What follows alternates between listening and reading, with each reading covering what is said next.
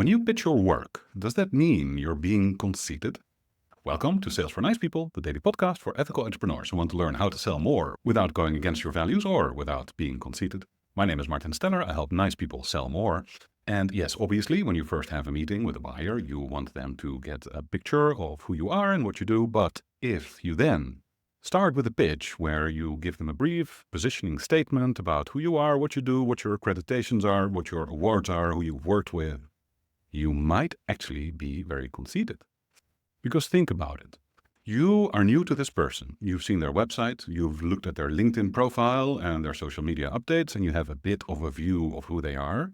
But this is a new person to you, and you don't know much about them. So how are you going to know that what your positioning statement says matters to them, is relevant, is meaningful?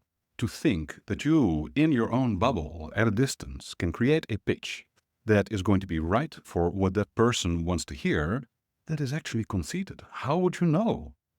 It's a bit like setting course for New York, but not having your compass adjusted properly and you're 3 degrees off, and suddenly you arrive in Boston, which is not that far away from New York, but it is not New York, and you wanted to go to New York. Now, this is what happens when you pitch. When you show up trying to position yourself with a statement that is so profoundly resounding and meaningful and impressive, because that's going to make my buyer sit up and go, tell me more. This is very interesting. You might be 3 degrees off or more. You can't know what this person wants to hear.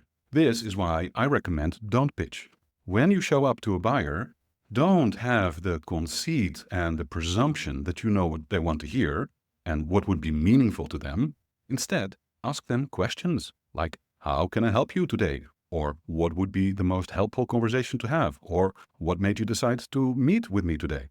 Now you're getting them to talk to you about the things that are meaningful to them. And then you get to have a conversation about those things, the things that they care about, that are relevant and interesting and important to them. You don't have to show up with a pitch. You don't have to be conceited. So when you have your first meeting with a buyer, take it easy. This is just a human being wanting to find out if they like you, if they trust you, and whether or not you can help them. And so ask them questions about the things that they might want help with. That is how you prevent being conceited, and that is how you prevent ending up in Boston when you want to go to New York. All right? Ask questions. Forget the pitching. Nobody wants to show up to a meeting with a vendor and get a pitch slap. Just ask questions. This is Sales for Nice People. Tune in again tomorrow.